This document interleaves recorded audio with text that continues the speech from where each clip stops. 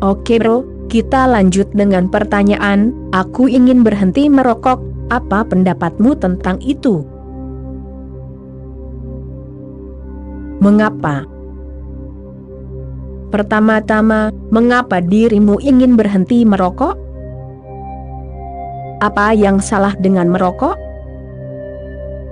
Ya, merokok itu adalah kebiasaan yang sedikit bodoh, konyol, hanya meracuni napasmu, menghirup dan mengembuskan asap, membuang-buang uang dan hidup. Namun, itu bukanlah dosa, dan juga bukan kejahatan. Dirimu tidak perlu merasa bersalah karenanya. Mungkin dirimu akan hidup lebih singkat, 2 atau 3 tahun lebih singkat, daripada yang seharusnya. Namun, apa gunanya hidup 3 tahun lebih lama? Apa yang akan dirimu lakukan dengan hidup 3 tahun lebih lama? Dirimu akan menciptakan lebih banyak masalah di dunia, jadi lebih baik dirimu pergi lebih awal. Dan dunia ini sudah kelebihan penduduk. Sebelumnya, tidak ada yang pernah memikirkan tentang pengendalian kelahiran. Sekarang, kita terus-menerus berpikir di mana-mana tentang cara mengurangi populasi, cara mencegah kelahiran anak-anak. Cepat atau lambat, kita harus memikirkan tujuan yang lain, cara membantu orang tua agar meninggal lebih cepat, karena itu adalah bagian yang sangat logis.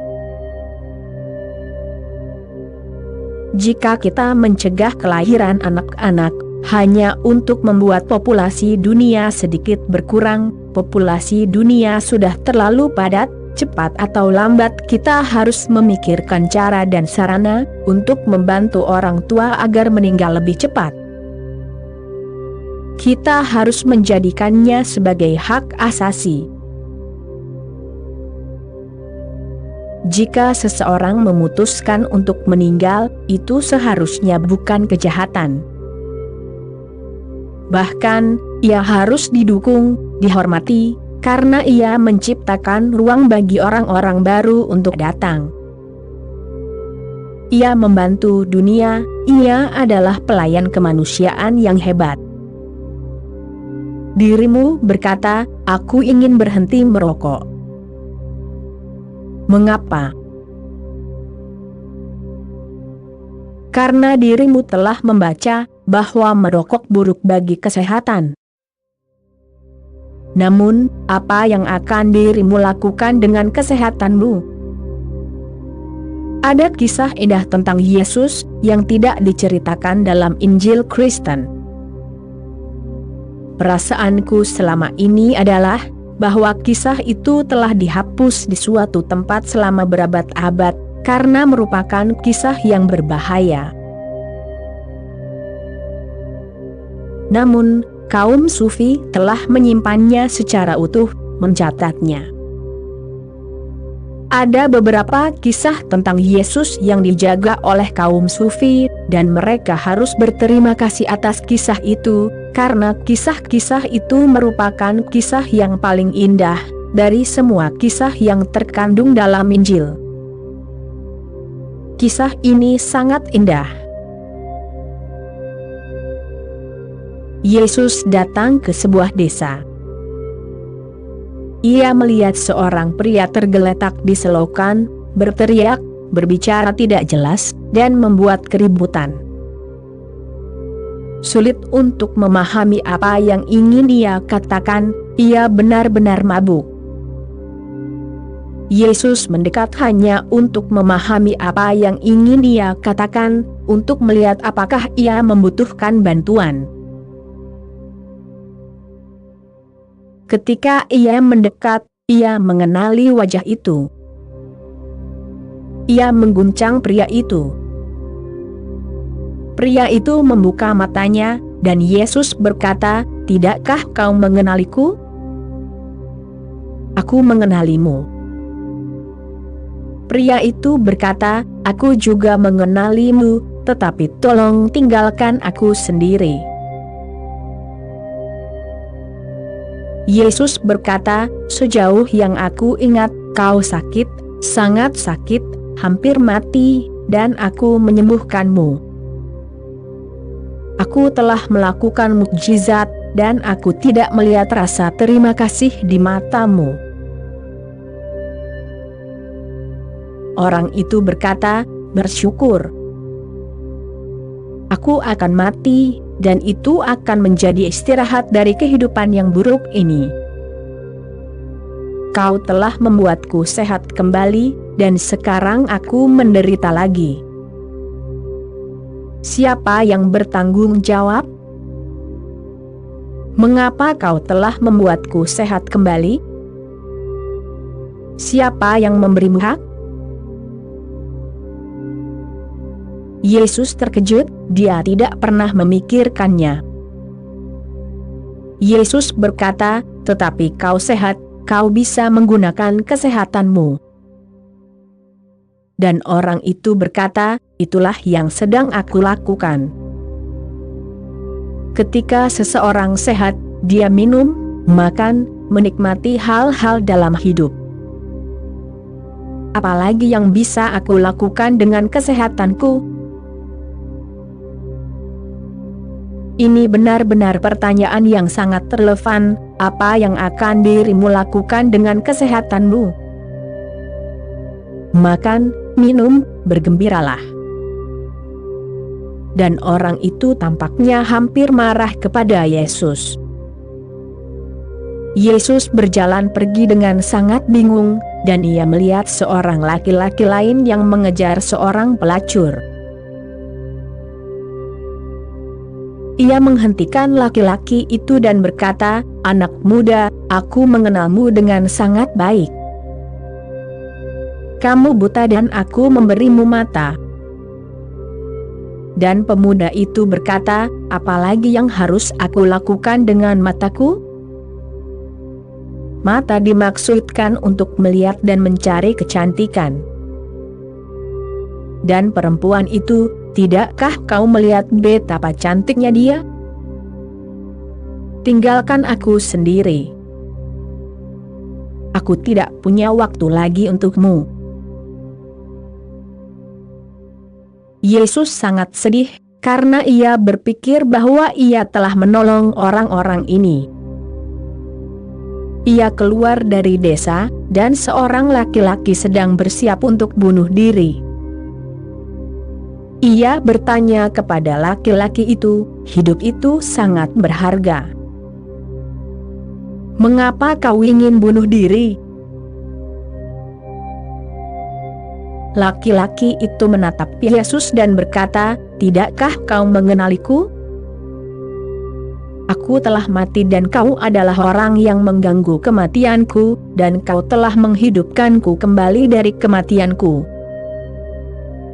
Itu terlalu berat. Aku tidak tahan lagi dengan hidup ini. Sudah cukup. Dan tolong, kau telah datang kembali, tepat ketika aku telah membuat segala persiapan untuk bunuh diri. Jangan lakukan mukjizatmu lagi, aku tidak menginginkan mukjizatmu." Ini adalah kisah yang aneh, tetapi sangat penting. Manusia itu buta, sehingga ia akan melakukan kesalahan jika ia sehat, ia akan melakukan kesalahan jika ia hidup, ia akan melakukan kesalahan jika ia memiliki mata, ia akan melihat kesalahan. Jika dirimu tidak sadar, dirimu akan melakukan kesalahan. Itulah sebabnya di timur, Buddha, Mahavira, Lao Tzu, dan orang-orang seperti mereka tidak pernah melakukan mukjizat. Atau mereka hanya melakukan satu mukjizat, dan mukjizat itu adalah transformasi dari ketidaksadaran menjadi kesadaran, karena jika itu tidak terjadi, semuanya akan salah. itu seperti memberikan pedang ke tangan seorang anak kecil. Ia akan melukai dirinya sendiri atau orang lain. Dirimu tidak memberikan racun kepada seorang anak untuk dimainkan, itu berbahaya. Manusia tidak sadar, hampir dalam keadaan mabuk. Jadi, apa yang akan dirimu dapatkan jika dirimu berhenti merokok? Manusia tidak sadar. Ia hanya tampak sadar, ia sama sekali tidak sadar. Jadi daripada bertanya apa yang harus aku katakan tentang hal itu, sebaiknya dirimu memperhatikan. Yang terpenting bukanlah berhenti merokok, yang terpenting adalah memperhatikan mengapa dirimu merokok, apa penyebabnya. Jika dirimu tidak mengerti penyebabnya, dan jika penyebabnya tidak dihilangkan, dirimu bisa berhenti merokok, tetapi kemudian dirimu akan mulai mengunyah permen karet, karena penyebab dasarnya ada di sana, dan dirimu harus melakukan sesuatu. Jika dirimu tidak mulai mengunyah permen karet, maka dirimu mungkin akan mulai terlalu banyak bicara. Merokok menjauhkan banyak orang dari banyak hal yang jauh lebih berbahaya. Tanganmu terlibat, mulutmu terlibat, pikiranmu terlibat. Dan dirimu tidak menyakiti siapapun secara khusus, hanya menyakiti dirimu sendiri. Itu adalah hak asasimu, itu adalah kebebasanmu. Jika tidak, dirimu akan melakukan sesuatu yang lain. Pernahkah dirimu melihat bahwa setiap kali dirimu merasa gugup, tegang, dirimu mulai merokok? Itu membantumu untuk menenangkan diri, untuk sedikit rileks. Jika tidak, hidup akan menjadi terlalu berat. Ketika dirimu tidak merasa gugup, ketika dirimu menikmati, ketika dirimu rileks, dirimu tidak berpikir untuk merokok. Berjam-jam mungkin berlalu, dan dirimu mungkin tidak merokok, hanya karena tidak ada alasan untuk merokok. Jika tidak, dirimu menjadi takut akan melakukan sesuatu yang salah. Lebih baik dirimu tetap terlibat. Saranku adalah, pertama-tama selami kebiasaan merokokmu. Renungkan hal itu, mengapa dirimu merokok, apa penyebabnya. Mungkin perlu beberapa bulan bagimu untuk melakukannya, dan semakin dalam dirimu melakukannya, semakin dirimu akan terbebas darinya. Jangan berhenti merokok. Jika kebiasaan itu menghilang dalam pemahamanmu, melalui pemahamanmu, itu masalah yang sama sekali berbeda. Jika kebiasaan itu menghilang karena dirimu telah sampai pada akar penyebabnya, dan dirimu melihat intinya. Misalnya, mungkin payudara ibumu diambil dari dirimu lebih awal dari yang dirimu inginkan, dan rokok itu hanyalah pengganti. Kepada banyak orang yang telah aku sarankan, dan itu telah membantu para perokok, aku katakan, jika dirimu benar-benar ingin berhenti merokok, mulailah mengisap jempolmu. Mereka berkata, tetapi itu akan terlihat sangat bodoh. Itu benar, merokok terlihat seolah-olah dirimu melakukan sesuatu yang hebat. Dirimu melakukan hal yang sama, bahkan sedikit lebih berbahaya. Hanya mengisap jempolmu tidak berbahaya sama sekali, tetapi merokok terbahaya. Tetapi karena semua orang merokok, dan itu adalah hal yang diterima dan tampaknya menjadi hal yang sangat dewasa. Anak-anak kecil ingin tumbuh dewasa, jika tidak untuk apapun, selain hanya untuk diizinkan merokok. Melihat orang dewasa merokok, mereka merasa sangat rendah diri, karena mereka tidak diizinkan. Mereka diberitahu, kamu terlalu kecil, tunggu sebentar.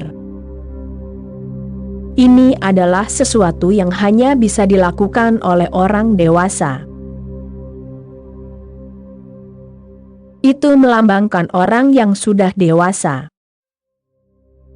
Dan jika dirimu benar-benar merokok rokok mahal, cerutu mahal, langka, eksotis, maka itu menunjukkan kesuksesanmu, itu menunjukkan bahwa dirimu telah sukses.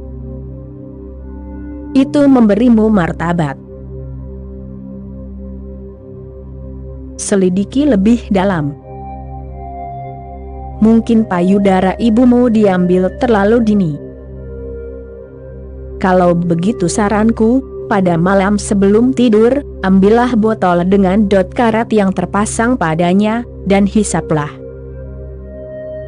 Setiap malam sebelum tidur, jadilah seperti anak kecil lagi. Teruslah menghisapnya. Isi botol dengan susu hangat. Itulah yang dilakukan oleh rokok. Asap hangat yang keluar masuk melambangkan susu ibu. Dirimu harus menyelami penyebabnya secara mendalam. Salah satu hal hebat dalam hidup adalah, jika dirimu memahami akar penyebab sesuatu, dirimu bisa mengatasinya tanpa kesulitan, tanpa kemauan keras. Jika dirimu menggunakan kemauan keras untuk menghentikannya, dirimu akan menemukan penggantinya, dirimu harus menemukan penggantinya. Mungkin dirimu tidak diizinkan berbicara, di kantor, bos tidak mengizinkanmu, di rumah, istri tidak mengizinkanmu. Dia terus berbicara, dia tidak memberimu waktu untuk berbicara. Dan dirimu juga takut, jika dirimu berbicara, dirimu akan mendapat masalah. Apapun yang dirimu katakan salah. Istrimu akan langsung melakukannya, menirunya, dan mulai mengomel. Jadi, di rumah dirimu harus bersembunyi di balik koran. Intinya, dirimu harus bersembunyi di balik koran, entah dirimu membaca koran atau tidak. Dirimu harus terlihat asyik, sibuk, jadi dirimu tidak perlu bicara, dan tidak perlu mendengar apa yang dikatakan istrimu. Wanita di seluruh dunia, kecuali beberapa negara di barat, tidak merokok karena mereka terlalu banyak bicara. Bibir mereka banyak bergerak, jadi tidak perlu merokok. Di beberapa negara di barat, mereka mulai merokok, dan alasannya adalah gerakan pembebasan wanita. Mereka harus bersaing dengan pria dalam segala hal.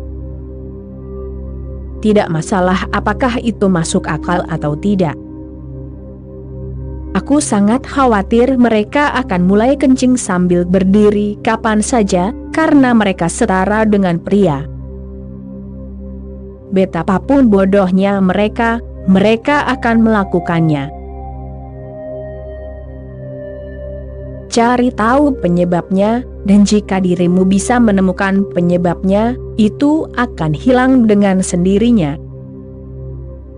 Namun, jangan berhenti dengan paksa, biarkan saja dengan sendirinya, melalui kewaspadaan, melalui kesadaran. Jadi aku tidak akan mengatakan untuk berhenti merokok, atau menghentikan apapun. Aku hanya akan selalu menyarankan untuk memperhatikan, bermeditasi, waspada, masuk ke akar-akarnya. Ini adalah hukum dasar kehidupan, jika dirimu bisa memahami akar dari sesuatu, ia akan lenyap, menguap. Kecuali dirimu memahami akarnya, ia akan terus berlanjut dalam satu bentuk atau lainnya. Oke bro, sekian dulu episode kali ini, kita sambung nanti. Terima kasih bro.